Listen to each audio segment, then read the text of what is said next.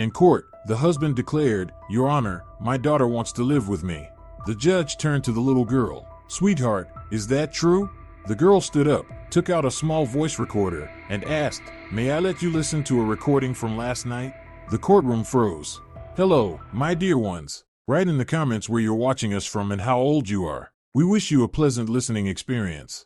The district court of the city, paneled with faded wooden walls from the 1980s, looked especially unwelcoming that cold morning. The old radiators barely managed to heat the spacious room, and many people kept their coats on. Judge Soledad Hernandez, a woman with a keen gaze and gray hair neatly tied in a bun, adjusted her thin-framed glasses and looked over them at the small 9-year-old girl in a dark blue school dress with a snow-white collar. On that collar was pinned a tiny ladybug brooch, a birthday gift from her mother.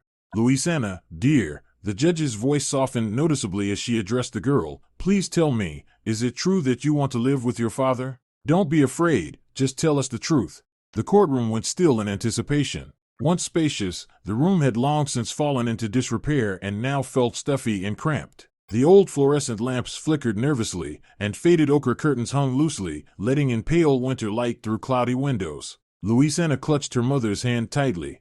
Giovanna, a slender 34-year-old woman with tired brown eyes and premature gray streaks in what had once been beautiful blonde hair, sat beside her. She wore a simple gray dress bought on sale 3 years earlier and an old coat she hadn't taken off despite the heat of the room. Her face, once fresh and pretty, was now marked by lines of worry and sleepless nights.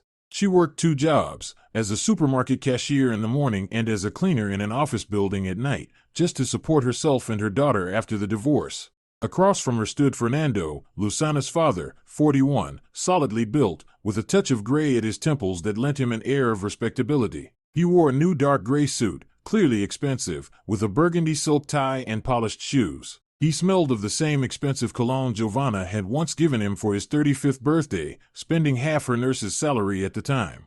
Beside him sat his lawyer, a young but already balding man with gold-rimmed glasses, jotting notes in a leather-bound notebook. Fernando's face radiated confidence. Moments earlier, he had addressed the judge in a strong, well-trained voice. "Your Honor, my daughter has repeatedly told me that she wants to live with me. I can provide her with everything she needs, her own room in a 3-bedroom apartment, healthy food, tutoring, new clothes from children's stores instead of second-hand shops." He shot a disdainful look at his ex-wife. "Giovanna creates unbearable conditions. She works day and night, leaves the child with her elderly mother, who can barely walk. In their tiny rented 1-room apartment on the outskirts, there isn't even a proper desk. The child does her homework in the kitchen. This is the year 2025, Your Honor, and I pay my support regularly, $150 every month." Slowly, Luisana stood up. Her chestnut hair was braided into 2 neat plaits tied with white ribbons. Her mother had gotten up at 5 that morning to make her especially pretty for court. The girl's small fingers, their nails bitten down from anxiety, slipped into the pocket of her school dress. She took out an old button phone with a cracked screen, a used model her mother had bought for $13 when she entered 2nd grade. Luisana held the phone in front of her with both hands, as if shielding herself. "May I let you listen to a recording from last night?" Her small voice sounded unexpectedly firm in the echoing silence of the room. The courtroom seemed to gasp. An elderly woman in the back row, Giovanna's neighbor, who had come to offer support, covered her mouth in astonishment. The bailiff, a man in his 50s with a military posture, leaned forward slightly. The court clerk, a young woman with her hair in a tight bun, stopped typing and stared at the girl. Fernando jerked his head toward his daughter. His confident smile flickered like a candle in a draft. His jaw tightened, and his face twisted briefly into a grimace he quickly masked with feigned confusion. His lawyer leaned in, whispering urgently, tapping a gold pen nervously against his notebook. Giovanna froze, staring wide-eyed at her daughter. She knew nothing about any recording. Her heart pounded so hard it felt as if it might burst from her chest. Her mind raced. What recording? What did she record? When? Her fingers clenched involuntarily around the worn leather handbag she'd owned since before her marriage 15 years ago. A recording? Judge Soledad repeated, leaning slightly forward, studying the girl's face. Her tone was calm, professional, but clearly intrigued. Luisana nodded, nervously biting her lower lip. "I recorded how Dad talked to me yesterday when he picked me up for the evening," she said, her voice trembling but steadying again. "He told me I should say I want to live with him." In an instant, Giovanna remembered the previous evening. Fernando had come to pick up Luisana around 6. As usual, he didn't even get out of the car, just honked, and the girl, giving her mother a quick kiss, ran to his new vehicle. She returned around 9, quiet and subdued. When questioned, she gave short answers, "It's fine. I don't know. Nothing special." Giovanna had blamed it on fatigue and nerves before the hearing. They'd had reheated cutlets with mashed potatoes for dinner, and Luisana had gone to bed early, clutching her old stuffed bunny with the missing ear, the one Fernando had once tried to throw away, calling it unhygienic. The judge adjusted her glasses, looked carefully at the girl, then shifted her gaze to the father, whose face had turned a peculiar grayish shade. Dark patches of sweat spread under the arms of his expensive shirt. "Bailiff," the judge ordered, "please bring me the phone." Bailiff Esteban, who had served in that court for 23 years and had seen it all, gently took the phone from Luisana's small hands. He steadied the scratched screen and passed the device to the judge. For a brief second, his eyes met the girl's, and there was something like respect in his gaze. Soledad examined the phone, turning it over, clearly unfamiliar with its outdated interface. She found the voice recorder folder and saw a file labeled "Yesterday, 1924. "Luisana," she said, looking the girl straight in the eye over her glasses, "are you sure you want everyone here to hear this recording?" For a moment, the girl hesitated. Her eyes darted toward her father, and from the way she flinched, it was clear she saw something that frightened her. But then she straightened her shoulders, almost like an adult, and said firmly, "Yes, I want everyone to know the truth." No one in the courtroom moved. Even the court secretary, Alejandra, a 26-year-old law graduate working temporarily in the court, stopped typing on the old 2015-issued laptop. The radiator under the window gave a long metallic groan, breaking the silence. From the hallway came muffled voices, but inside the room it was so quiet one could hear the ticking of a wristwatch. Giovanna instinctively squeezed her daughter's hand. She suddenly felt both fear and overwhelming pride for her little girl. How blind I was, she thought. I didn't realize something was happening. I didn't understand what she was planning. "All right," said the judge, nodding, and pressed play, turning the volume to maximum so everyone could hear. At first there was only static, the hum of a car engine, faint sounds of a radio playing an old Argentine song. Then the music faded, and a man's voice came through, low, unmistakably Fernando's, but different from the polished tone he had used in court minutes earlier. The courtesy and warmth were gone. His voice was harsh, metallic, and a chill ran down Giovanna's spine. "Listen to me carefully, Runt. Tomorrow in court they'll ask you who you want to live with, and you'll say, 'With me.' Got it? If you say anything else, your mommy will be sorry. I know people who, for a little money, can make sure she doesn't show up to her stupid job. Maybe she won't go anywhere at all. You don't want anything to happen to her, do you?" On the recording you can hear Luisana swallow loudly before she answers. Her voice is quiet but clear, with a slight tremor. "But, Dad, I don't want to live with you. I want to stay with Mom. It's scary at your place. You yell and you frighten me." Then there's the sound of a blow, apparently Fernando slamming his palm hard against the steering wheel or the dashboard. "I don't care what you want." He barks so loudly the phone speaker crackles. "You'll do as I said. Your mother took everything from me, the apartment, the car, you. And I have to rent a room in a communal flat, crowding in with some immigrants. I'm a former officer, by the way. She thinks she can just walk away from me? No way. Now it's my turn to take what's dear to her. I'll make sure you live with me, and she'll have to pay me child support. Do you understand me?" "I'm afraid of you," Luisana whispers on the recording, her voice full of genuine fear. "You shouldn't be afraid of me. You should be afraid of what will happen if you don't do as I say," the father snaps. "You have a choice. Either tomorrow you say you want to live with me, or something accidental happens to your mommy. And it'll be your fault. Do you understand me?" A heavy silence hangs on the recording, then a soft sob from Luisana. After that, the recording cuts off. The judge stopped the playback. Her face had turned stern, almost severe. She looked at Fernando, who seemed to have collapsed into his chair. His lawyer looked bewildered, his glasses had slid down to the tip of his nose, and he kept pushing them up every few seconds. "Mr. Contreras," the judge addressed Fernando by his surname, "is that your voice on the recording?" Fernando's lip twitched as he tried to keep his composure. "Your Honor, this is taken out of context. I'm just a strict father. The girl needs discipline. Giovanna has completely spoiled her," he said, his voice already less confident than before. The lawyer was scribbling feverishly in his notebook, clearly realizing the case had taken an unexpected turn.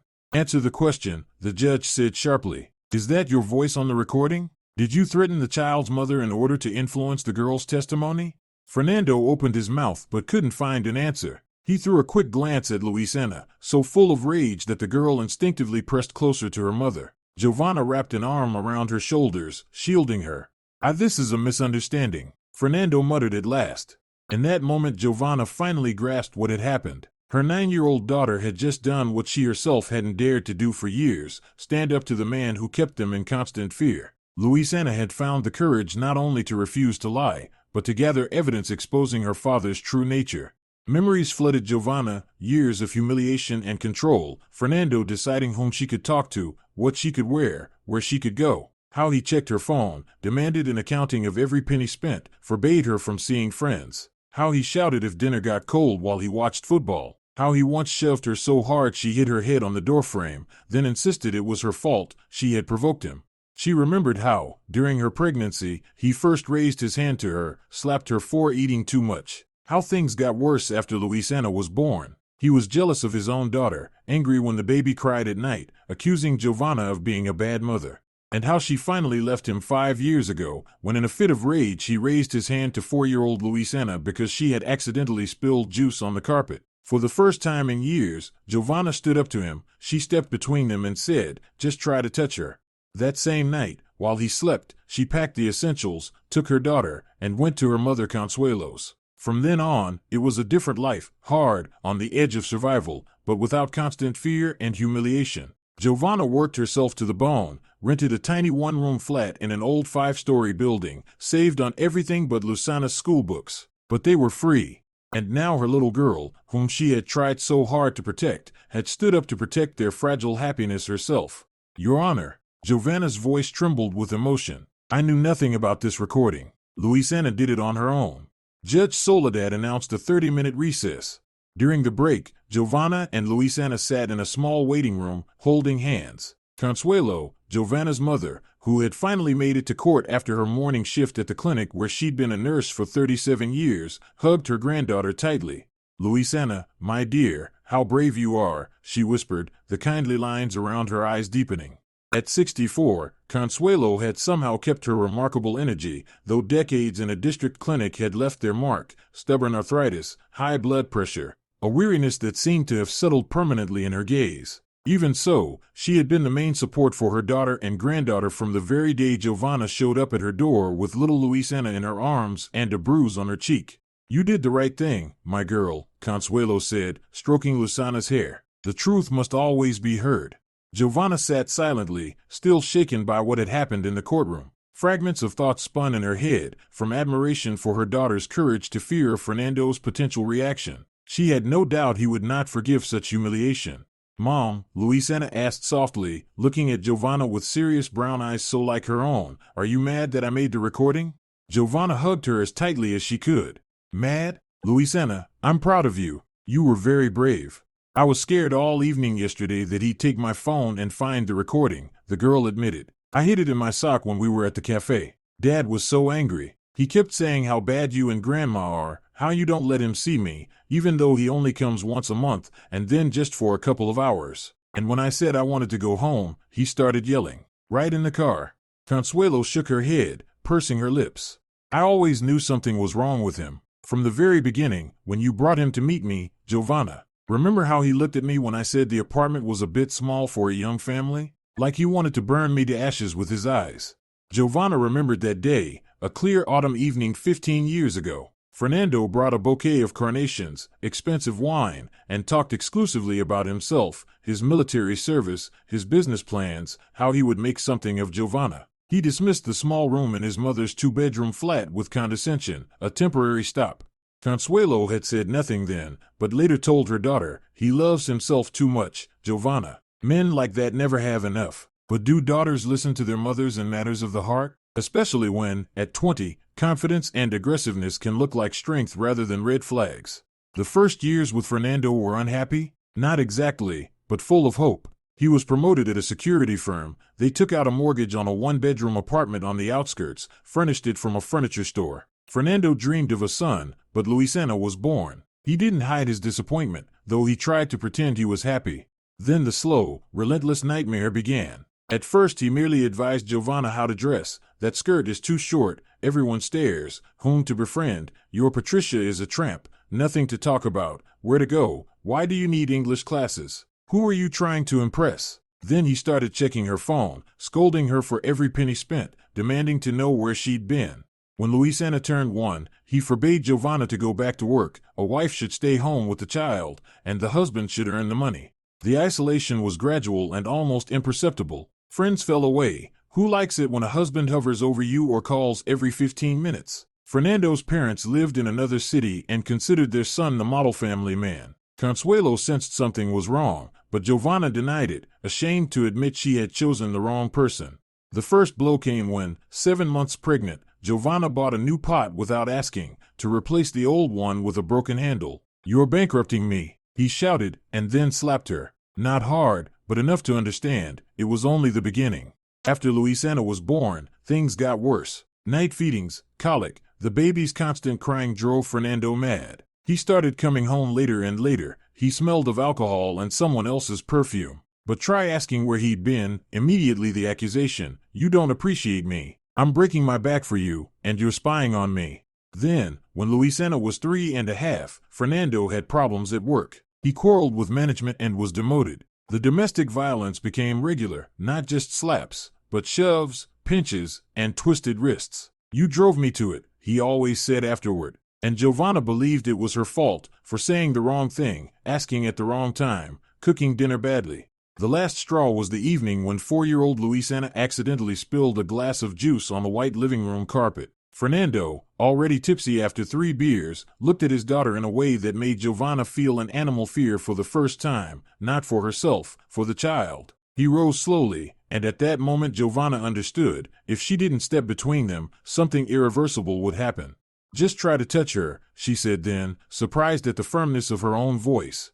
That night, Fernando fell asleep in front of the TV. Quietly, Giovanna packed the essentials, documents, a few clothes, Louisiana's beloved stuffed rabbit, a photo of her parents. She woke her daughter and whispered, "We're going to Grandma's." And they slipped into the night with 2 bags, leaving behind forever the apartment, the furniture, the clothes, the toys, everything that reminded them of 7 years of nightmare. Consuelo asked no questions when she saw them on the doorstep at 2 in the morning. She simply hugged them tightly, brewed mint tea, made up a bed in her room, and took the old couch in the living room for herself.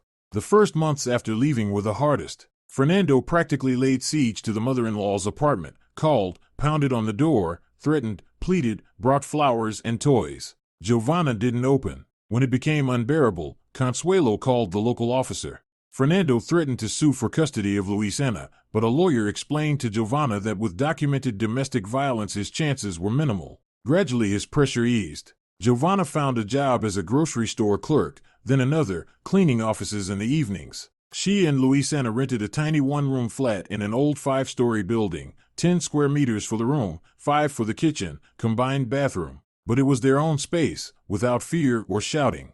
Louisiana started school, an ordinary neighborhood school, without language tracks or extra programs Giovanna had once dreamed of for her daughter. But the girl did well, especially loved reading and drawing. Consuelo picked her up after classes, fed her lunch, and helped with homework. Giovanna came home late, sometimes at 10 at night, exhausted, her hands red from cleaning agents, but happy at the thought that at home her daughter awaited her, not a scandal. Fernando resurfaced 1.5 years later. He called, said he'd rethought everything and wanted to see his daughter. Giovanna agreed to meetings every 2 weeks in public places, in the park, at a cafe, at a children's play center. Louisiana came back from these visits subdued, but not exactly frightened. Fernando bought her toys, took her to the movies, treated her to ice cream.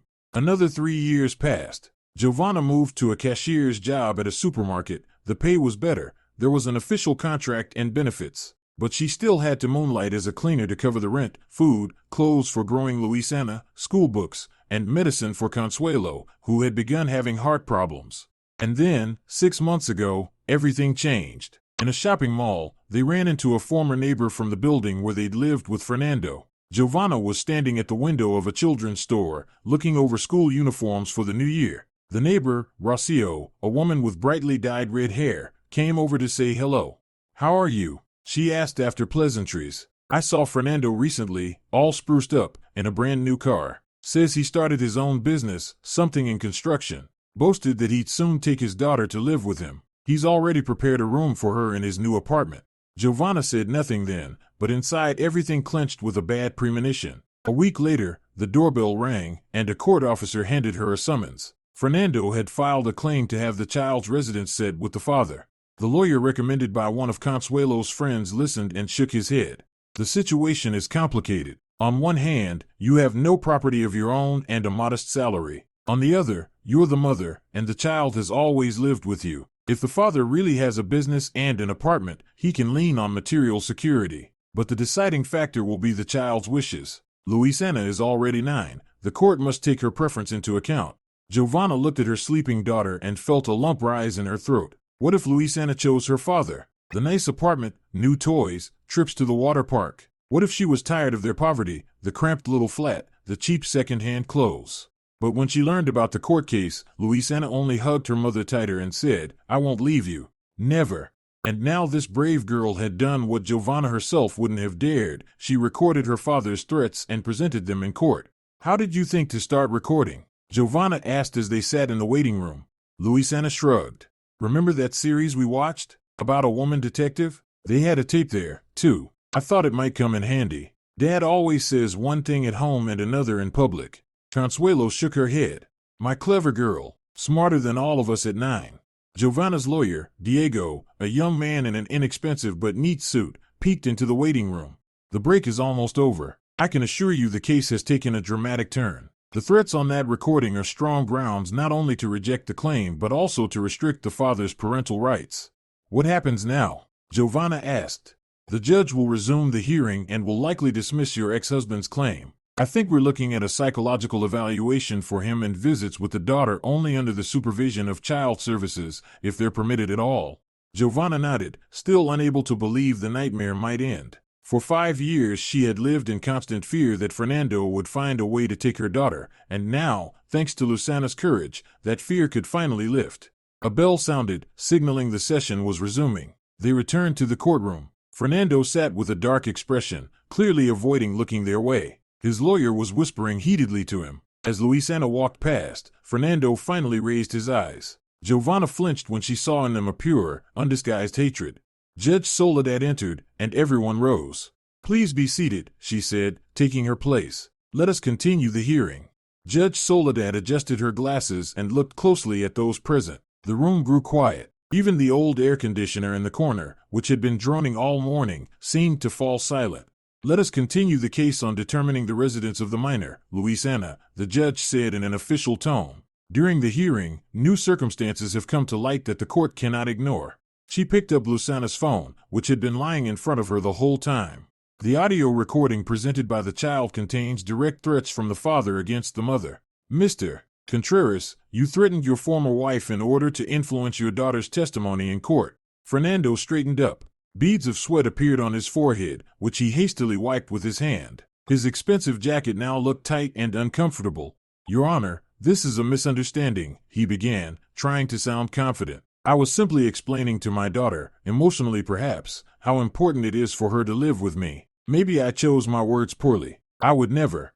"The recording leaves no doubt as to the nature of your words," the judge interrupted him. "You threatened physical harm to the child's mother if the girl did not give certain testimony in court. That is not an unfortunate choice of words. That is a criminal offense, coercion to give false testimony and threats to life and safety." Fernando's lawyer, a young man with thinning hair and gold-rimmed glasses, quickly stood up. "Your Honor, my client was under emotional stress. He's a good father, simply deeply affected by separation from his daughter. Please consider his spotless reputation and—" "Spotless?" came an unexpected voice from the back row. It was Consuelo, sitting behind Giovanna. "And the bruises on my daughter's arms, were those from his spotless reputation too? And how about when little Luisana used to hide under the table whenever he came demanding to see her? Is that what you call good fatherhood?" Silence in the courtroom, the judge said sternly, though something like understanding flickered in her eyes. "Ma'am, your name, please?" Consuelo Ramirez, grandmother of Luisana, the elderly woman introduced herself. "Mrs. Ramirez, I understand your feelings, but please maintain order." Consuelo nodded, pressing her lips together. Her wrinkled hands, resting on a worn faux-leather purse, trembled slightly. In her younger years she had worked as a surgical nurse, she had seen blood and suffering, but she had never grown used to the sight of women with familiar bruises and the same rehearsed excuses. I fell. It was my fault. The judge turned to Luisana, softening her tone. Luisana, tell me, is this the first time your father has spoken to you in such a way? The girl glanced at her mother, seeking support. Giovanna gave a barely perceptible nod. Tell the truth. No, Luisana said quietly. He often said bad things about Mom. That she's useless, that because of her we live in a dump instead of a normal apartment. That if it weren't for her, everything would be fine. Did he ever threaten you before? Luisana lowered her eyes. Not like that, but he said that if I lived with him, they'd take Mom's parental rights away and she wouldn't be able to see me at all. He also said that it was all her fault. Fernando leaned forward. She's twisting everything. Giovanna's the one turning her against me. Silence. The judge cut him off sharply. You will speak when you're asked to. Giovanna sat with her fists clenched so tightly her nails dug into her palms. Images from the past flashed before her eyes, Fernando's face distorted with rage, his hand raised to strike, her shielding 3-year-old Luisana with her own body, her daughter crying into a pillow after yet another fight. The judge tapped her pencil thoughtfully on the desk, then addressed the representative of the Child Welfare Services, a plump, middle-aged woman in a moss-green suit. Please tell us, have you inspected the living conditions of both parents? The woman stood, holding a folder of documents. Yes, Your Honor. Mr. Contreras' apartment is a 3-room unit in a new building, nicely renovated. A separate room is prepared for the child with new furniture. As for Ms. Giovanna's home, it's a rented 1-room flat in an older building. The child sleeps on a fold-out sofa in the only room. The bathroom is combined and in need of cosmetic repairs. Fernando smirked smugly, casting a triumphant glance at his ex-wife. Giovanna shrank slightly, feeling how bleak their modest life sounded in the official report. However, the social worker continued, during my interview with the child, it became clear that Luisana absolutely does not wish to move in with her father. The girl does well in school, attends an art club at the community center, and has friends both at school and in the neighborhood. Her relationship with her mother is trusting and warm. The apartment is clean, cozy, and provides all that is necessary for study and rest. The judge nodded. Thank you. Now I would like to hear from the psychologist. A woman in her 40s, dressed in a plain gray suit, stood up. Valentina, court-appointed psychologist assigned to assess the emotional state of the child, Your Honor. I met with Luisana twice, she began. The girl exhibits signs of anxiety, particularly when speaking about her father. Projective testing revealed fears directly associated with his figure. At the same time, her bond with her mother is secure and emotionally healthy, a key factor in a child's stable psychological development. Fernando sneered. This is nonsense. Psychologists always side with the mothers. A child needs a father. Mr. Contreras, the judge said coldly, this is your final warning. One more outburst and you will be removed from the courtroom. Fernando slumped back into his chair, glaring at the psychologist. Valentina continued calmly. What is especially concerning are Luisana's statements that her father pressured her to lie about her mother and used threats to enforce compliance. Such behavior inflicts serious psychological harm on a child, forcing them into an impossible loyalty conflict between parents. In this case, given the audio evidence presented today, we can confidently speak of emotional abuse by the father. The judge nodded thoughtfully and turned to Giovanna's attorney. Diego, would you like to add anything? The young lawyer stood. Yes, Your Honor. We would like to draw the court's attention to the history of the relationship prior to the divorce. My client no longer has medical records proving the domestic abuse, but we have witness statements, her mother, Consuelo, as well as a former neighbor, Claudia. She is prepared to testify that she repeatedly heard shouting, threats, and the sounds of blows coming from the Contreras apartment. Fernando jumped to his feet. This is slander. They're all lying. I never hit anyone. His lawyer tried to calm him, but Fernando angrily shoved his hand away. Get off me. I'll handle this myself. He turned to the judge. Your Honor, they've conspired against me. My mother-in-law always hated me. And that neighbor, she's a drunk, you can't trust her. Yes, I'm a strict father and husband, but I never. You hit me when I was 7 months pregnant. Giovanna suddenly shouted, surprising everyone, even herself. Because I bought a new pot without asking. You shoved me so hard I hit my head on the doorframe when Luisana was 2. You twisted my arms when I wanted to go to my friend's birthday. You. Shut up, you bitch. Fernando roared, his face twisted with rage. A collective gasp swept through the courtroom. The judge slammed her gavel. Mr. Contreras, You are being removed from the courtroom for contempt of court. Bailiff, escort him out. The bailiff, an older man with a soldier's bearing, approached Fernando. He shoved the man away. Don't touch me. I'll leave on my own. He swept the room with a furious glare, his eyes lingering on Giovanna and Luisena. You will regret this. All of you will regret this.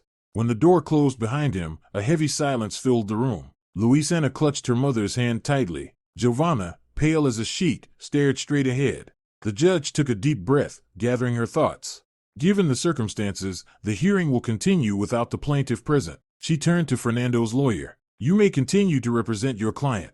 The young lawyer looked lost, clearly not expecting the turn of events and now scrambling to contain the damage. Your Honor, please forgive my client. He's under extreme emotional stress. His behavior today is not typical, and... Not typical? Consuelo interjected again. He's always been that way. He just knew how to pretend in front of others. Silence in the courtroom, the judge repeated, though her tone was softer than before. I'd like to speak with Luisena privately, in my chambers. It's a standard procedure in custody cases. Giovanna looked anxiously at her daughter.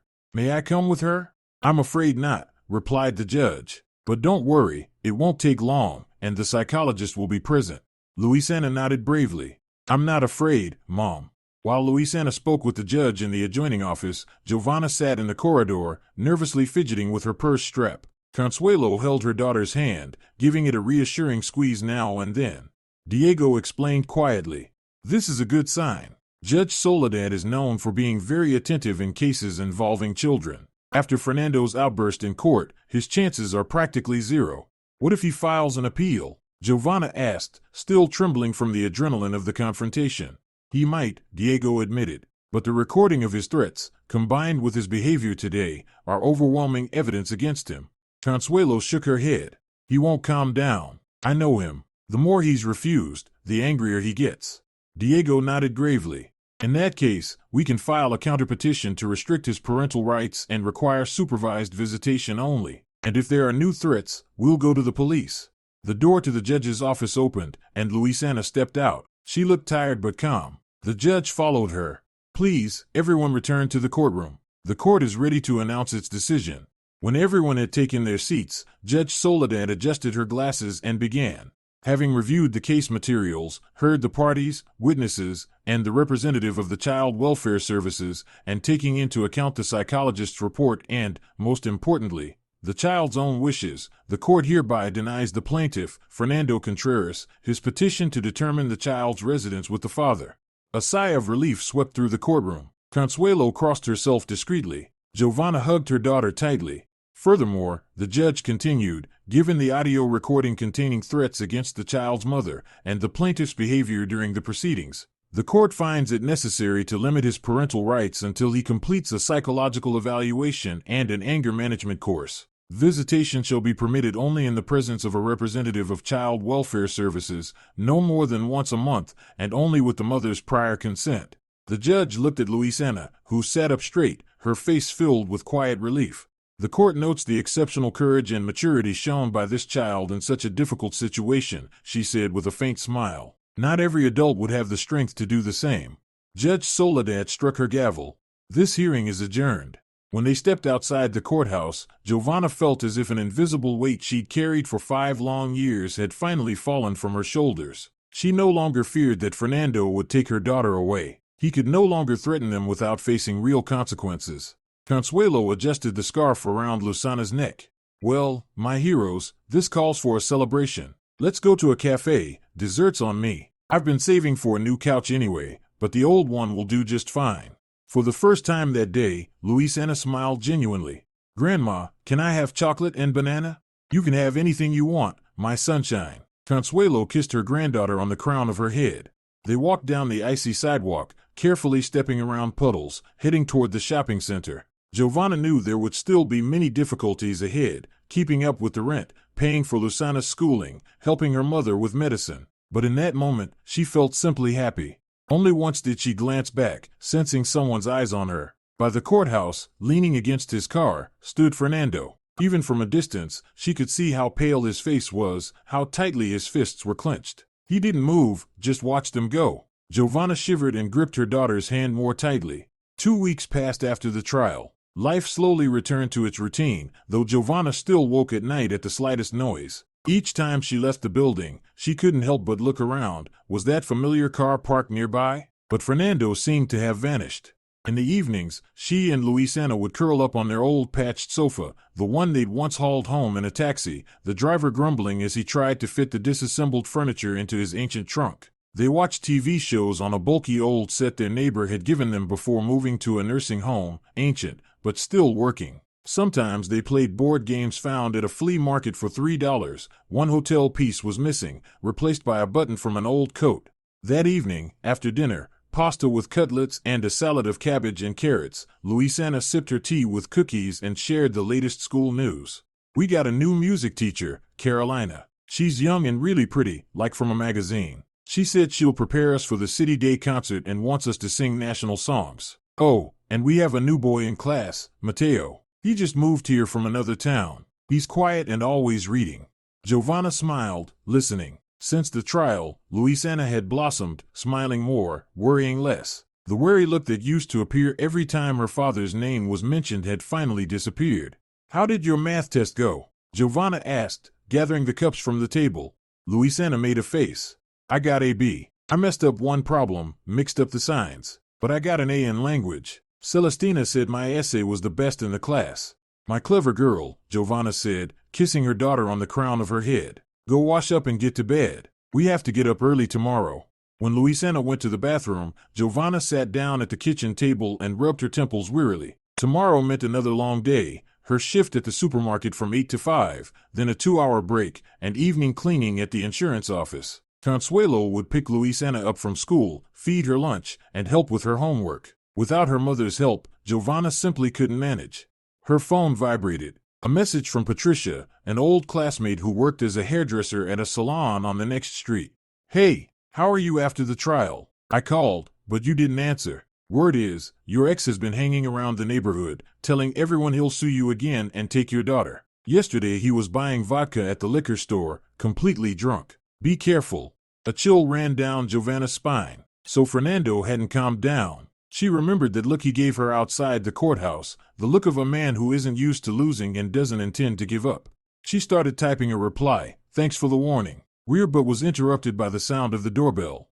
It was around 9 in the evening, too late for unexpected visitors. Giovanna froze, her fingers tightening around the phone. The bell rang again, more insistently this time. "Who is it?" she asked, approaching the door but not opening it. "Giovanna? It's the district officer, Lieutenant Ramon. Please open up, we need to talk." She peered through the peephole. Standing in the hallway was indeed the local officer, a stocky, middle-aged man in uniform she'd seen a couple of times in the courtyard. "Just a second," she said, unlocking the door but leaving the safety chain on. "What's going on?" "Nothing to worry about," he said, showing his ID. "I just need to talk. May I come in?" Giovanna unhooked the chain and led him into the small entryway. From the bathroom came Luisana, wearing her princess print pajamas bought on sale at a children's store.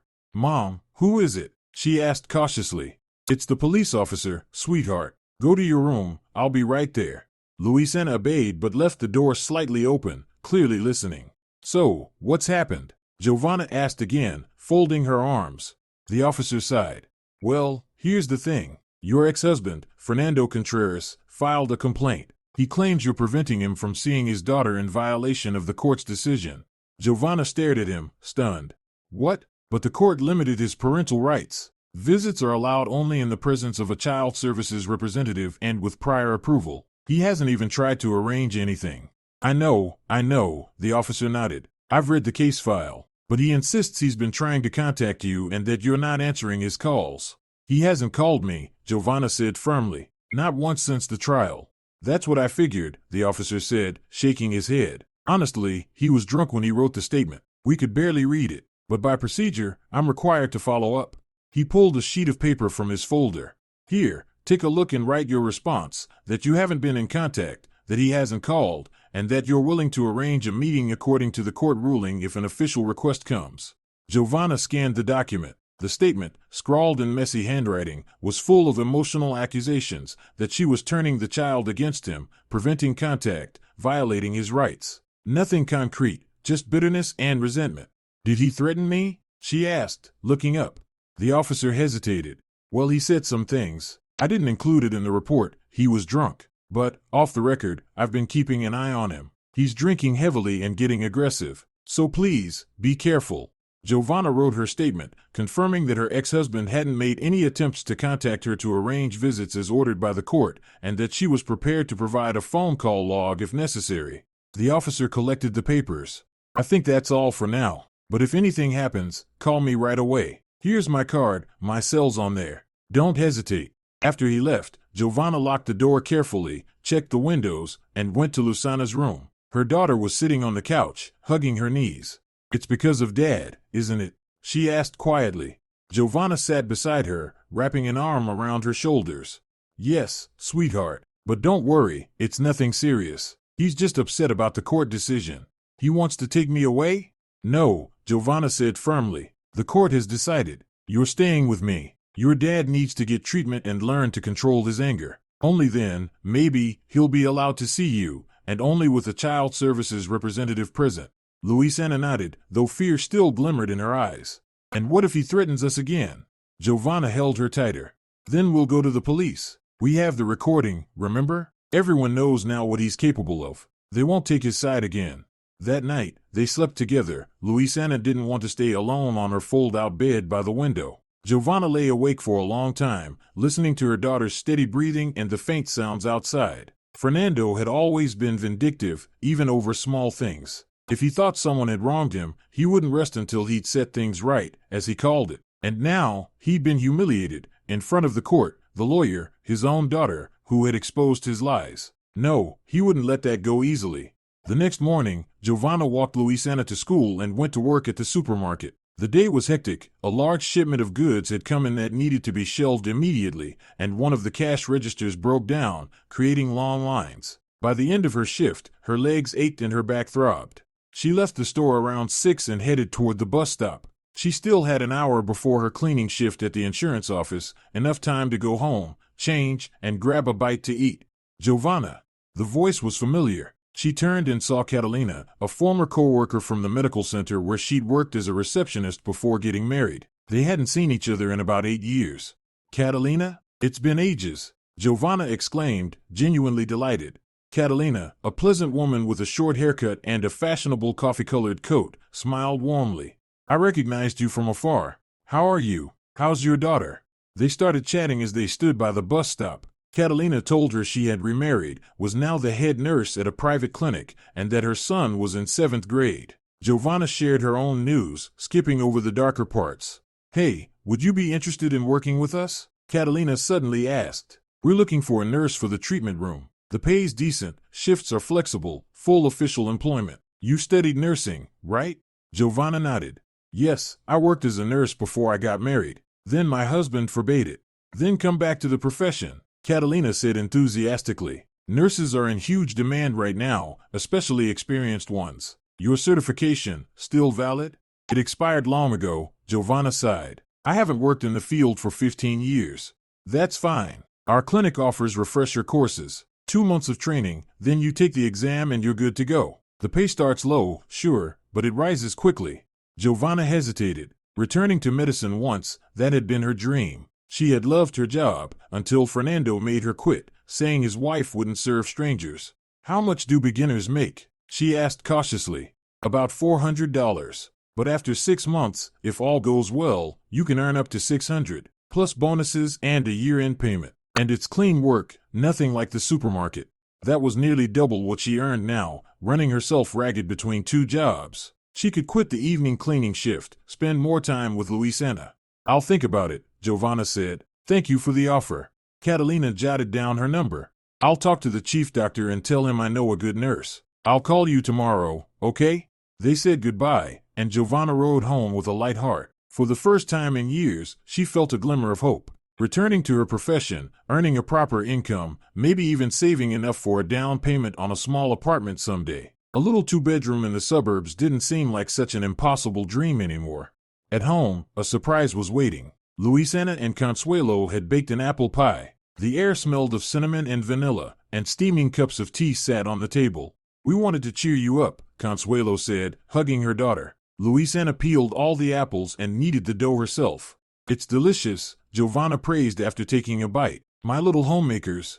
Over tea, she told them about meeting Catalina and the possible job at the clinic. Of course, you should say yes, Consuelo exclaimed. I've been telling you for ages, you need to get back into medicine. Enough of breaking your back in that store. I'll watch Luisana if needed, don't worry. Lusana's eyes lit up. Mom, can I go to medical school too someday? I'll be like you and Grandma. Giovanna smiled. Of course, sweetheart, if you want to. That evening, after tucking Luisana into bed, Giovanna stepped out onto the balcony for a cigarette, her only bad habit, indulged rarely, only when she was anxious or, as tonight, deeply stirred. Below, in the yellow light of the street lamp, she saw a familiar figure. Fernando stood leaning against a tree, staring up at their windows. He was wearing the same jacket as at the trial, though now it looked wrinkled. Even from the 5th floor, Giovanna could tell he was drunk. He swayed slightly as he stood. She quickly stubbed out her cigarette and went back inside, locking the balcony door. Her heart pounded. A sudden wave of fear gripped her, not for herself, but for Luisana. What if he was trying to follow them, to intercept her on the way to school? Giovanna called the district officer, but he didn't answer. She sent a message instead. Fernando Contreras is outside our building. I'm afraid he might be dangerous. The reply came 10 minutes later, sending a patrol. Stay inside your apartment. Giovanna peered out the window carefully. A police car pulled up near the tree. 2 officers spoke briefly with Fernando, then helped him into the car and drove off. Her phone buzzed again, a message from Lieutenant Ramon. Detained for public intoxication. A report's been filed. We took him home. He won't be back tonight, I think. Giovanna exhaled in relief, but she knew it was only a temporary reprieve. Fernando would be back. He always came back. The next 2 weeks passed relatively calmly. Fernando didn't show up again, though Giovanna still walked Luisana to school every morning, even before early shifts. In the evenings, Consuelo picked the girl up. They tried not to leave her alone for even a minute. Catalina kept her word and spoke to the clinic's chief doctor. On Friday, Giovanna took a day off and went to the interview, wearing her only decent dress, a dark blue one with a white collar, bought 3 years earlier on sale. The clinic was in a modern glass and concrete building. Inside, it smelled of antiseptic and coffee. At the reception desk sat a young woman with perfect makeup and a sleek bob haircut. Good afternoon, I have an interview with Dr. Enrique, Giovanna said, trying to sound confident, though her stomach fluttered with nerves. The chief doctor, a stout man in his 50s with a neatly trimmed beard, greeted her warmly. Catalina spoke highly of you. She said you used to work as a nurse? Giovanna nodded. Yes, at a city clinic, 15 years ago. Then I got married, had a daughter. She didn't mention that her husband had forbidden her to work, calling it beneath his dignity. My certification has expired, she added. But Catalina said you offer refresher courses? Dr. Enrique nodded. Yes, we partner with a medical college. The course lasts 2 months, 3 evenings a week. It costs $800, but if you sign a 1-year contract with us, the clinic will cover the fee. Warmth spread through Giovanna's chest. This was her chance, a real chance to return to the work she once loved. Can I think it over until Monday? She asked. I need to sort things out with my current job. Of course, the doctor said with a nod. Call Catalina when you decide. As Giovanna stepped out of the clinic, she felt a surge of energy she hadn't known in years. For the first time in forever, she was planning for the future, not merely surviving, but truly looking ahead. The courses would start in 2 weeks. If all went well, by summer she'd be working as a nurse again. Better pay, a more stable schedule, and most importantly, a return to something she was good at and genuinely loved. When she came home, her spirits were high. Luisana was at the kitchen table doing her homework, while Consuelo stirred a hearty soup on the stove, filling the tiny apartment with warmth and the comforting aroma of home. How did it go? Her mother asked, wiping her hands on an apron embroidered with flowers, left over from her youth, bought in a store back in the 80s. I think it went well, Giovanna smiled. They're offering to put me through refresher courses at their expense, then hire me as a nurse. 2 days on, 2 days off schedule, and the pay is higher than at the supermarket. Of course you should say yes, Consuelo exclaimed. I've always said your place is in medicine. I remember how you used to bandage all your dolls as a child. Luisana looked up from her environmental studies textbook. Mom, that's awesome. Will you wear a white coat and that thing you know, the one that listens to your heart? A stethoscope, Giovanna smiled. Yes, I will. But first I need 2 months of classes, which means I won't be home in the evenings. That's fine, Consuelo said, stirring the soup at the stove. I'll stay with Luisana. I watch my shows at home anyway. I can watch them here. Over lunch they discussed the new prospects. Luisana was thrilled that her mom would be a real nurse, like in the show they sometimes watched in the evenings. Consuelo started planning how they'd update Giovanna's wardrobe together. You can't wear a supermarket t-shirt to a respectable clinic. But the good mood was dampened that evening when Giovanna checked the mail. Among the utility bills and flyers was an envelope with no return address. Inside was a page torn from a graph notebook, with text written in a familiar hand. You think you've won? This is only the beginning. I'll take Luisana anyway, and I'll destroy you. Expect surprises. Giovanna went cold. She would have recognized Fernando's handwriting anywhere, harsh, with heavy pressure, the letters slanting to the right. She quickly slipped the note into her housecoat pocket, not wanting to frighten her mother or, especially, her daughter. That night, after Luisana was asleep and Consuelo had gone home, Giovanna called the district officer. Lieutenant Ramon heard her out inside. Unfortunately, that's not a direct threat, just a vague promise of trouble. We can't press charges for that, but I'll log the call. Keep the note and the envelope. There may be fingerprints. And what if he actually does something? Giovanna asked quietly, looking at her sleeping daughter. If you see him near your home or work, call immediately. I'll tell the patrols to pass by your building more often. After the call, Giovanna lay awake for a long time, staring at the ceiling and thinking how strange life is. 10 years ago she lived in a decent apartment with a husband who seemed to love her. Now she rented a tiny place, worked 2 jobs, and feared for her child's life because of the same man she once dreamed of growing old with. In the morning, Giovanna walked Luisana to school, warning her teacher Estefania, a kindly older woman with a traditional gray bun, that the girl's father might try to take her without permission. Don't worry, Giovanna, the teacher assured her. We never release children to anyone except parents or the people listed on the form. I'll personally hand Luisana over only to you or her grandmother. That calmed Giovanna a little, and she headed to the supermarket. The day was hectic, lots of stock had to be put on the shelves urgently, and 2 cashiers had called in sick. Giovanna spun like a squirrel in a wheel, forgetting her worries for a while. Toward evening, when the rush had eased, a woman in her 60s with brightly dyed red hair stepped up to the register. Hello, Giovanna, she said, and Giovanna recognized Rocio, a former neighbor from the building where she and Fernando had lived. Hello, Rocio, she replied politely, ringing up a bottle of cooking oil and a bag of pasta. How are you and Luisana? The neighbor asked, scrutinizing her. I heard you had a court case. Yes, we did, Giovanna answered shortly, not wanting to go into details. Well, your Fernando's gotten really bad, Rocio confided in a lower voice. Drunk every day, yelling to the whole courtyard that he'll find you and teach you a lesson. Crashed his car yesterday, drove straight into a pole by the entrance. They were about to evict him for non-payment, but he somehow found the money and paid. Giovanna kept ringing up the items mechanically, but inside everything tightened with fear. So Fernando really hadn't calmed down. You should be careful, the neighbor continued, paying with a card. He's not in his right mind at all. Yesterday I saw him showing your photo to some shady types by the entrance. That can't be good. Thank you for the warning, Giovanna said quietly. After Rocio left, she asked to go home, citing feeling unwell. The shift manager, a stout woman with tired eyes, nodded understandingly. She herself was divorced and raising 2 kids, so she was sympathetic. At home, Giovanna first called the school. Luisana was in class. Everything was fine. Then she dialed her mother. Mom, can you pick up Luisana from school today? My shift ended early unexpectedly, but there's something I want to check. Consuelo agreed, and Giovanna, changing into jeans and a nondescript gray jacket, headed to the police station. She wanted to show the note to the district officer and tell him what the former neighbor had said. Lieutenant Ramon wasn't there, out on a call. The duty officer, a young sergeant with a pimpled face, took her statement but showed little enthusiasm. You see, these are all indirect threats. No concrete actions. But I'll register the complaint, and the district officer will contact you. Leaving the station, Giovanna decided not to go straight home. She ducked into a cafe, ordered a cappuccino, and sat by the window, watching the street. Cars rolled by, people hurried about their business. Ordinary life, in which she now felt so ill at ease and afraid. Suddenly a familiar silhouette on the opposite side of the street caught her eye. Fernando. He stood by a newsstand, not looking at the papers. His gaze was fixed right on the cafe. When their eyes met, he smirked and made a gesture with his hand like firing a gun.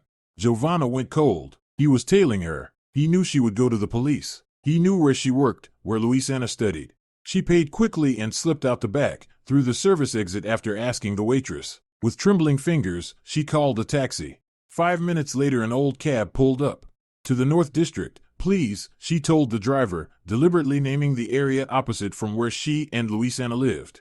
The whole ride she kept looking back to see if any car was following. At a shopping mall she paid and hurried inside. After wandering through the stores for about an hour, constantly glancing around, she finally felt sure no one was on her tail and ordered another taxi, this time home. Louisanna and Consuelo met her anxiously. She hadn't warned them she'd be late. "Mommy, I was worried." Louisanna threw her arms around her neck. "It's okay, sweetheart," Giovanna hugged her, trying not to show her fear. "I just had things to take care of." That evening, when Louisanna finally went to her room to do homework, Giovanna told her mother about the note and seeing Fernando. "We have to do something," Consuelo said firmly. "Maybe file a complaint with the prosecutor, or talk to a lawyer about a protective order." "I'll call the lawyer who represented us in court tomorrow," Giovanna said with a nod. "I'll ask what can be done." That night, she had a nightmare. Fernando burst into the apartment, grabbed Louisanna, and carried her away, while Giovanna couldn't move, as if rooted to the floor. She woke up drenched in cold sweat and couldn't fall back asleep until morning, listening to every sound in the dark. In the morning, a call came from Catalina at the clinic. "Giovanna, have you made a decision about the job?" Dr. Enrique is asking. Giovanna hesitated for a moment. On one hand, with Fernando clearly plotting something, it might not be the best time for changes. On the other, she desperately needed a stable, well-paying job to secure a safe future for herself and her daughter. "Yes, I'll take it," she said firmly. "When can I start the training?" "Wonderful." Catalina sounded delighted. "The courses begin next Monday. I'll send you all the details. Don't worry, everything will be fine." "If only you knew," Giovanna thought, but aloud she said, "Thank you, Catalina. I really appreciate this opportunity." After hanging up, she decided to act. Sitting and waiting for Fernando to make his move was no longer an option. She called her lawyer, Diego, and told him about the note and the fact that she was being followed. "Come to my office today," he said. "Let's see what we can do."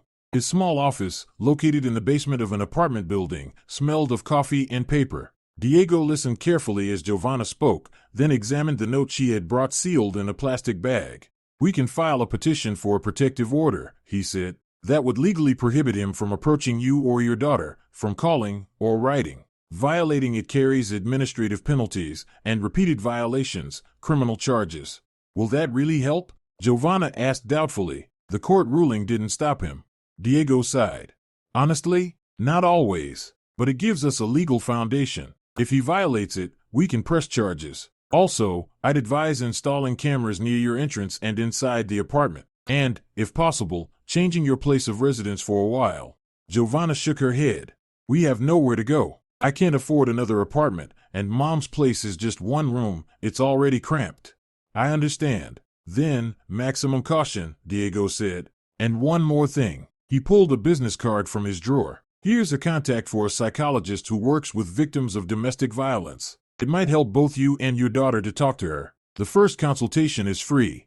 Giovanna took the card, thanked him, and left the office with a heavy heart. Her mind was consumed by two questions: how to protect Louisanna, and how to build a new life when the shadow of the past refused to let go. On Monday, Giovanna began her nurse refresher courses. On the very first day, she realized how much she had missed medicine. The modern equipment, new medications, updated procedures, all of it required relearning, but her old skills were still there. Her hands remembered how to give injections, set 4 drips, dress wounds. The instructor, Miranda, a sharp-eyed woman in her mid-50s with short hair, quickly noticed Giovanna's diligence. "You've got a solid foundation," she said. "A bit more practice, and you'll be working as well as the younger ones. And experience dealing with patients, that's worth gold."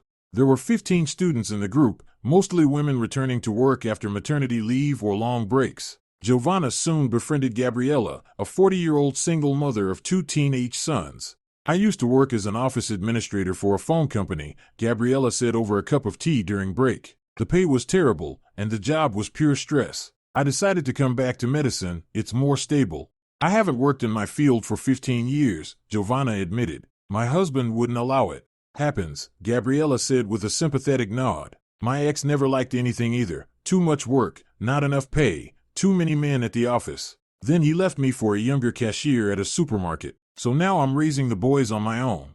Those conversations were oddly comforting. Giovanna realized she wasn't alone. Many women had gone through toxic relationships, divorce, and starting over from scratch. When she got home around 10 in the evening, classes ran from 6 to 9, plus 2 bus rides. Giovanna always felt a trace of fear. She kept glancing back, scanning the street for a familiar figure or Fernando's car. Just in case, she varied her route, sometimes getting off a stop early and walking, other times asking the taxi driver to drop her right at the entrance.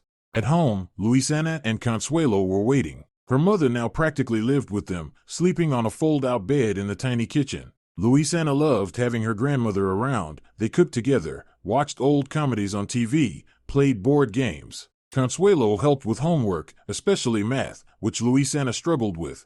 "I got an A in reading today," Luisana announced proudly when Giovanna came home Wednesday night. "I read a poem by the national poet. Estefania said my diction is the best in the class." "My clever girl," Giovanna said, hugging her and inhaling the scent of her daughter's shampoo and the warmth of home. "What's for dinner?" "Potato casserole with ground meat," said Consuelo, taking off her apron. "And dried fruit compote. How were your classes?" "Interesting, but hard," Giovanna admitted, taking off her coat. "So much has changed in all these years. But the instructor says I'm picking things up fast." After dinner, when Luisana had gone to bed and Consuelo was washing dishes, Giovanna checked the mail. Among the flyers was another envelope with no return address. Her heart skipped a beat. Inside was a photograph of their building, taken from the street. The windows of their apartment were circled in red marker. No note, just the photo. But it was enough to make her blood run cold. "Mom," Giovanna whispered, showing the picture. Consuelo gasped softly. "My God, what is he doing? This is a real threat. You need to go to the police." "I've been there," Giovanna said bitterly. "They said there's no concrete action, just hints. The lawyer suggests filing for a protective order, but that takes time." "You know what?" Consuelo said firmly, drying her hands on a towel. "We're done sitting here like targets at a shooting range. Let's go stay at my place. The building's solid, the door's metal with 2 locks, the neighbors are reliable, and the area's calmer." Giovanna hesitated. It was a sensible idea. Their current apartment was on the ground floor, with windows facing the street. If Fernando really meant to do something. "What about work? The courses?" she asked. "You'll manage," her mother said with a shrug. "Not by taxi, but by bus, it's fine. At least you'll feel safer. And it'll be safer for Luisana too." The next day, Giovanna filed a new report with the district officer. This time, when Lieutenant Ramon saw the photograph, he took it much more seriously.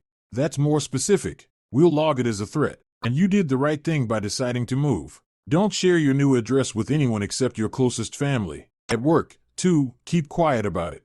By Friday evening, they had packed only the essentials, clothes, Luisana's school books, documents, a few dishes, and moved into Consuelo's apartment. They hauled everything by taxi. The driver, a mustached man in his 50s with a battered car, helped carry the bags up to the 5th floor.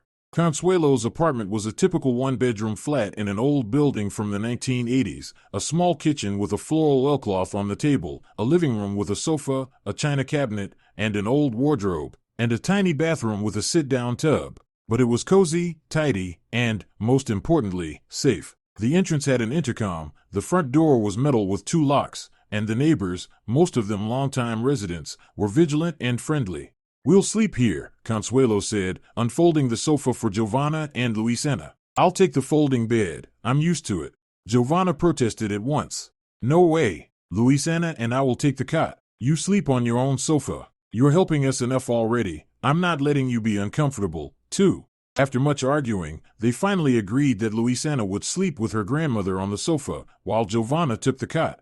The weekend was spent settling in. Consuelo cleared the bottom shelves of the wardrobe for her daughter's and granddaughter's things, found an old writing desk for Luisana so she could do her homework comfortably. Giovanna went to the nearby grocery store, made soup, and baked an apple pie, a little celebration of their move. On Sunday evening, after Luisana had gone to bed, Giovanna received a message from an unknown number. "Think you can hide? I'll find you anyway." She showed the message to her mother. "Go straight to the district officer tomorrow," Consuelo said firmly, "and call your lawyer. Let them hurry with that protective order or whatever it's called." The next morning, after dropping Luisana off at her new school, closer to her grandmother's house, Giovanna went to see Lieutenant Ramon. He photographed the message on her phone and wrote down the number. "We'll check it. Most likely a prepaid SIM card, but we'll try to trace it. The protective order is already being processed, but it's a slow procedure. At the supermarket, Giovanna handed in her resignation. Her practical training at the clinic was starting soon, and juggling 3 jobs was impossible. The store manager, an elderly man with thinning hair and thick glasses, shook his head regretfully. Shame. You're a good worker, but nursing is better, of course. More money, cleaner work. She decided to keep the office cleaning job for now. She needed every bit of income until she finished her training. That evening, on her way home from class, Giovanna noticed a familiar car parked near the building where she and Luisana had lived before. Her heart began to pound. Could Fernando be waiting for them? She quickly slipped into a nearby courtyard, hiding until a bus came, then rode toward her mother's house, constantly looking over her shoulder. At home, an unpleasant surprise awaited. Consuelo sat pale, with a bandage around her head. "Mom, what happened?" Giovanna cried, rushing to her. "Oh, this silly old woman fell," Consuelo admitted sheepishly. "Slipped in the bathroom, hit my head on the sink, passed out for a moment." Luisana called the ambulance. Clever girl. "Grandma has a concussion," said Luisana seriously. At 9 years old, she already knew how to act in emergencies. The doctor said bed rest and no stress. Giovanna examined her mother, dilated pupils, a large bruise on her temple covered with a bandage. "No arguments," she said firmly. "Tomorrow I'm taking you for a CT scan. Concussions aren't a joke, especially at your age." Consuelo tried to protest, but Giovanna wouldn't hear of it. The next morning, she dropped Luisana off at school, then took a taxi with her mother to the diagnostic center. The CT scan showed a mild concussion, no hemorrhage or serious damage. "Bed rest for at least a week," said the doctor, a short, balding man with gold-rimmed glasses, "and a neurologist's follow-up. Here are the prescriptions." Consuelo nodded obediently, though it was clear she hated the thought of lying still for days. "What about Luisana now?" she asked once they got home. "I was the one picking her up and helping with homework." Giovanna hesitated. How indeed? Quit the courses? But then she'd lose her chance for a decent job and financial stability. Leave Luisana alone? Not now, not with Fernando still out there. "We'll figure something out," she said, though she had no idea what. That evening, she called the clinic and explained the situation. Thankfully, Miranda was understanding. "I'll send you the materials by email," she said. "You can take the tests online. But please try to come to the practical sessions, those you can't skip." The doorbell rang around 8 that night. Giovanna startled, they weren't expecting anyone. Through the peephole, she saw an unfamiliar man in a courier uniform. "Who is it?" she asked, not opening. "Delivery for Consuelo Ramirez," the man replied. "We didn't order anything," Giovanna said, confused. "It's prepaid, delivery from a pharmacy. Medication." Giovanna opened the door slightly, keeping the chain on. Indeed, the man was wearing a branded jacket and holding a small paper bag. "Here, sign here," he said, handing her a phone with an open delivery app. "Order's been paid online." She signed, took the bag, and shut the door. Inside were the exact medications the doctor had prescribed, and a small card that read, "Get well soon, Consuelo. Sincerely, Catalina." "It's from Catalina, the nurse at the clinic," Giovanna said in surprise, showing her mother. "But I never told her about your injury, and I definitely didn't give her our address." "Maybe a mutual friend mentioned it," Consuelo suggested, examining the medicine. "Everything's right, just like the doctor said." Imagine that, she remembered the old lady. Giovanna frowned. Something felt wrong, though she couldn't say what exactly. A strange coincidence or something else. She picked up her phone and dialed Catalina's number. "Hi, Catalina. Thanks for sending the medicine for my mom," she said, listening carefully for her reaction. "What medicine?" Catalina sounded genuinely puzzled. "What are you talking about?" Giovanna felt a chill run through her. "You didn't send a courier with medication for my mother? From a delivery service?" "Of course not. Why? What happened?" "I'll explain later," Giovanna said quickly and hung up. She rushed to the door, checked the locks, then peered out the window. Nothing seemed out of the ordinary in the courtyard, just the usual neighbors' cars and an elderly woman walking her small dog near the next building. "What's wrong?" Consuelo asked anxiously, seeing her daughter's pale face. "Catalina didn't send anything," Giovanna said quietly. "That courier someone knows we're here. And about your injury too." Consuelo gasped. "You think it was Fernando?" "I don't know," Giovanna paced the room. "But it's no coincidence. I need to call the officer." Lieutenant Ramon listened to her and promised to come in the morning. "Don't open the door to anyone," If you see or hear anything suspicious, call the station immediately, it's faster. Giovanna didn't sleep all night, listening to every noise in the hallway. Beside her, little Luisana slept peacefully, unaware of the danger. Consuelo, too, tossed and turned, unable to sleep despite the pills. In the morning, after walking Luisana to school, thankfully just 2 blocks away and visible from the window, Giovanna waited for the lieutenant. Ramon examined the delivery bag, the medicine, and read the card. Hard to say, he murmured thoughtfully. Could be someone you know, trying to help. Or maybe he didn't finish the sentence. In any case, stay alert. If anything looks suspicious, call right away. I'll check with the delivery service and see who placed the order. After he left, Giovanna felt a bit calmer. Maybe she was overreacting. There were still good people in the world. Perhaps someone had simply wanted to help. She threw herself into housework, cooking lunch, doing laundry, mopping the floor. Then she sat down with her textbooks. There was an exam coming up in her training course. The phone rang toward evening. It was the number of Luisana's school. Giovanna? Came the teacher's voice. Why didn't you pick up Luisana? It's been almost an hour since classes ended. Giovanna's stomach dropped. What do you mean, didn't pick her up? She was supposed to walk home. School is only 2 blocks away. She said you were coming to meet her. She waited and waited, then said she'd go on her own. I got worried and called. When did she leave? Giovanna was already pulling on her coat, her heart pounding so hard it hurt. About 20 minutes ago. She said she knows the way. Giovanna ran out of the apartment before the teacher could finish. One thought hammered in her head, please, let her be safe. She burst into the street, fumbling to button her coat as she ran toward the school, frantically scanning the area. The route from school to home was short, just through the courtyard, past the playground, and across a small park. But there was no sign of Luisana. Giovanna ran faster, her chest burning. Just find her. Please, find her. With trembling fingers she called the lieutenant. My daughter, she gasped. She was walking home from school, and now she's gone. When exactly? Ramon's voice turned sharp and professional. About 20 minutes ago. She should have been home by now. I'm afraid my ex-husband. What's the school's address? What's the girl wearing? Giovanna quickly recited the address and described Luisana, a blue hooded jacket, gray hat with a pom-pom, backpack with a unicorn on it. The officer promised to send a patrol immediately and come himself.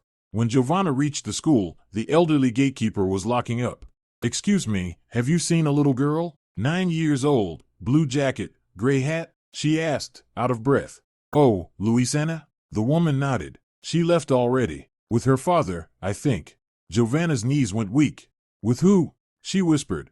Well, a tall man in a gray coat. He picks her up often, the woman said, puzzled. She called him Dad. That's not her father. Giovanna screamed. He's forbidden to see her. Which way did they go? The gatekeeper pointed toward the parking lot. He had a car there blue, I think. Giovanna didn't listen any further. A car. Fernando's blue car. She ran toward the lot, but it was empty. She grabbed her phone again and called Ramon. He took her. Fernando took Luisana. She cried. The gatekeeper saw him drive off with her.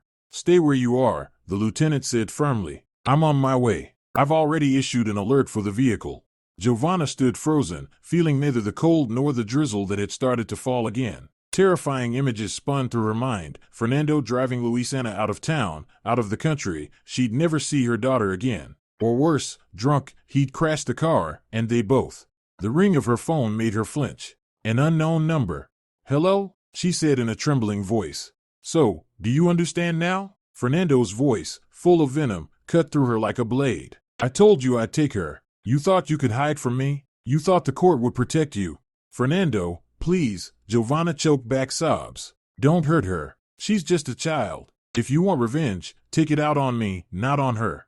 Shut up, he barked. Listen carefully. There's a motel by the train station, Transit. You know it?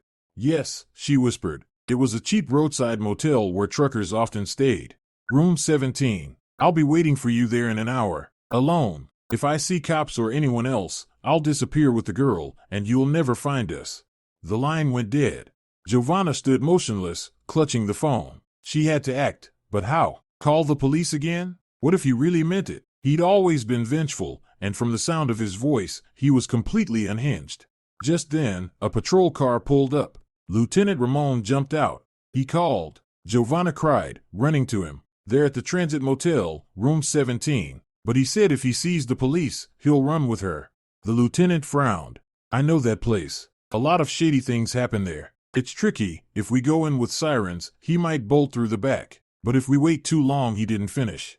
I'll go alone, Giovanna said firmly, just like he demanded. Absolutely not. Lieutenant Ramon shook his head. He's dangerous, especially now, when he's cornered. They argued for several minutes before finally agreeing on a plan. Giovanna would take a taxi to the motel, while the police would follow at a distance in unmarked vehicles. I've got a plan, the lieutenant said, scrolling through something on his phone. Room 17 has a window facing the backyard. While you keep him talking, my men will enter through that window and take him down. Giovanna nodded. There was no other choice.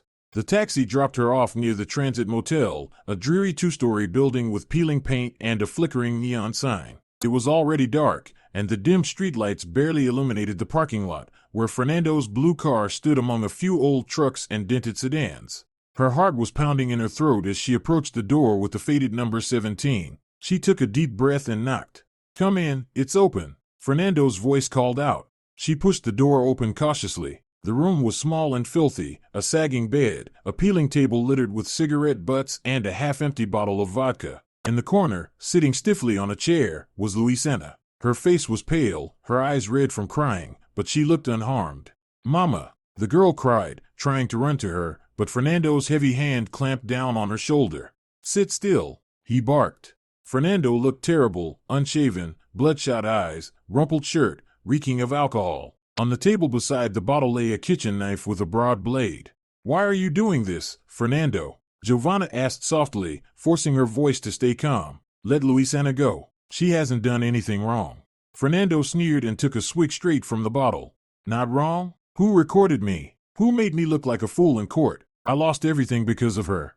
It wasn't her, it was you, Giovanna said, taking a cautious step forward. You threatened her, you made her lie. What else could she do?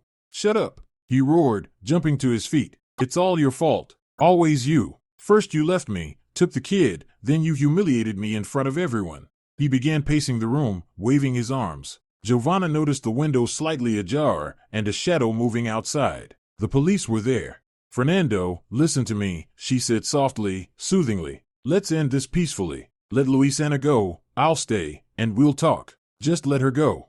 He stopped, his eyes darting between Giovanna and the girl. You think I'm stupid? He growled. I let her go and you'll run to the cops.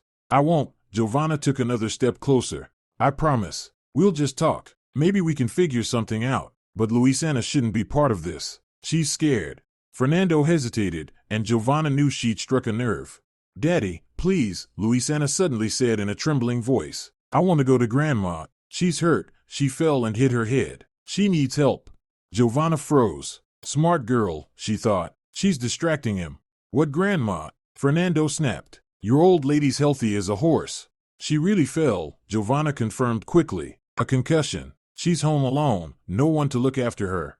At that moment, the window flew open, and 2 police officers burst into the room. Everything happened in seconds. One tackled Fernando to the floor, twisting his arms behind his back, while the other pulled Luisana to safety. On the ground, hands on your head, the officer shouted, snapping handcuffs onto Fernando's wrists. He struggled for a moment, then gave up, panting. You bastards, he spat. You can't prove anything. Lieutenant Ramon entered the room. There's nothing to prove, Contreras. Kidnapping a minor, issuing threats, violating a court order, that's 5 years at least, maybe more. Giovanna rushed to Luisana, wrapping her arms around her daughter. Sweetheart, are you okay? Did he hurt you? Luisana sobbed, burying her face in Giovanna's shoulder. No, he just said you wanted to talk to him, that you were waiting for us here. I believed him. It's all right, baby, it's over, Giovanna whispered, covering her pale face with kisses. As the police led Fernando out, the lieutenant approached Giovanna. You'll need to come to the station tomorrow to give a statement, but for now, go home. The girl needs rest. Giovanna nodded gratefully. Thank you. If it weren't for you. Just doing my job, Ramon replied simply. I'll call a taxi for you. They returned home around 9 that evening. Consuelo, despite being ordered to stay in bed, was pacing the apartment, glancing nervously out the window. When she saw her daughter and granddaughter, she burst into tears, pulling them into a tight embrace. You're safe. You're alive. My God, I thought I was going to lose my mind. Giovanna briefly recounted what had happened, sparing the most frightening details. Exhausted from the ordeal, Luisana soon fell asleep, curled up on the couch beside her grandmother. What happens now? Consuelo asked softly, stroking the sleeping girl's hair. I don't know, Giovanna admitted. He's been arrested. There'll be a trial. Probably prison. Good, Consuelo said firmly. About time. Maybe jail will finally knock some sense into him. Giovanna said nothing. She watched her sleeping daughter and thought about the cruel irony of it all. Fernando had been so afraid of losing control that he ended up losing everything: his family, his freedom, his dignity.